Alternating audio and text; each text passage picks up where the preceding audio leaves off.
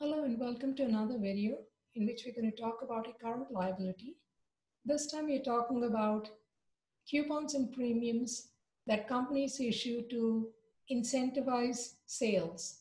Basically, I want to not just make the current sale attractive, but I want them to come back and buy more.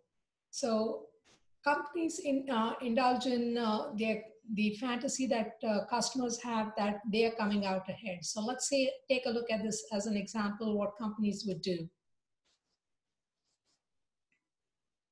So in this example, we have a company that includes one coupon in each box of soap powder that it packets, and 10 coupons are redeemable for a premium, premium is basically a freebie, a gift, a kitchen utensil. In 2020, the company has purchased 8,800 premiums at 80 cents a piece, and they sold 110,000 boxes of soap powders at $3.30 per box. 44,000 coupons were presented for redemption in 2020. It's estimated that 60% of the coupons will be eventually redeemed. Okay, so let's take a look at this. Premiums or incentives, they mean the same thing. A company calls it a premium liability. It's basically an incentive for a customer. So what are we dealing with over here? We have every soap that we sell, we give out one coupon. We have, in this case, 110,000 soaps that have been sold, which means we have a total of 110,000 coupons that are out there. Okay. Every 10 coupons will result in one premium, one incentive being given. So when a customer buys 10 soaps, 10 packets of soaps, they get 10 coupons, they can come back, and then I will give them one kitchen utensil. Okay, so if we have issued 110,000 as in this case, it would mean that there is a potential that I would have to give out 10,000 incentives. But what do we know based on past experience? Only 60% of these coupons are going to be redeemed. So we'll get to that in a second. So let's start with some of the basic journal entries over here. So the very first one I'm going to start with is my sales. Cash or accounts receivable debit, sales credit. How many packets of soap did I sell? 110,000. The selling price is $3.30 per item. So my total sales is $363,000, which is 110,000 times 3.3, and that's my sales figure. Okay, so fairly straightforward. This is for my regular inventory that I sold. Now I purchased these kitchen utensils.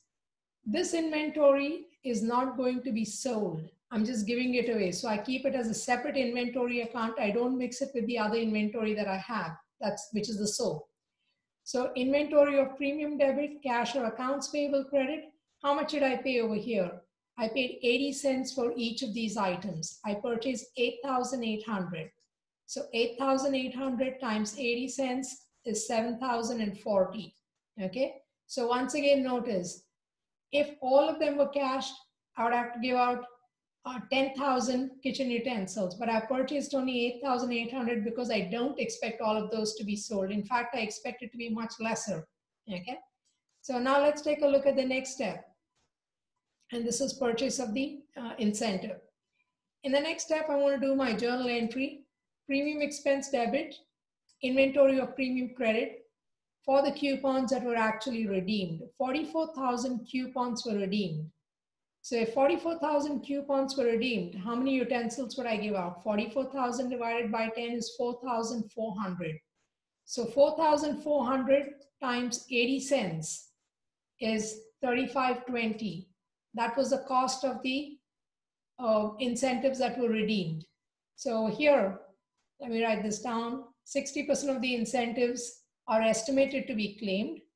Okay, expected to be redeemed is 66,000 coupons. That is, of the 110,000, if 60% is 66,000, which divided by 10 would be 6,600 utensils are the maximum I think I will have to give out. How many have been redeemed? We just took care of that, 44,000. So how many are still out there that we think will be redeemed? The remaining 22,000, okay? So in the last step, what I need to do, this is the customers claim the incentive, that's the actual thing. I will do premium expense debit and premium liability credit. So now I need to do an accrual for these 22,000 coupons, which I still expect are going to be redeemed. I'm not going to do it for the full amount, not for all the coupons I gave out, only for the ones I expect to be redeemed. So I have 22,000 times 80 cents. That's the amount I'm looking at. 1760 is the liability that I'm going to have in my books. This is the liability that I have in my books. So it is basically the 110,000 times 60% is the 66,000 minus 44,000, which has already been redeemed. So I'm down to that 22,000 that I think will still be redeemed. Okay, and I do the adjusting entry at the end of the year for that. So the liability at the end of the year is 1760. Okay, so if you look at the inventory of premium account, I still have a lot more inventory, more than I expected to give out over here. So why would a company have bought that much more? Well, if the program is very successful, they could extend it and then not have to buy new inventory. Maybe the price was rather low. It could have been a clearance sale that was out there, and I decided to buy all of it because I could bundle that with another incentive out in the future. So basically, what we're looking at is a company is willing to incur a liability, a temporary liability, as we have seen over here, if it means I can sell more. Basically, what we're looking at is if you have a customer walk through the door, you want them to come back again. So you're not just looking at the current sale. A really good sales and marketing team will say, what can I do to bring that customer back again? And that's the example we've looked at over here. So when we look at different types of liabilities, some of these companies are willingly getting into it with the hope that it's going to help us generate more revenues out in the future. So the next liability we're going to talk about is going to be a completely different type of liability called asset retirement obligation.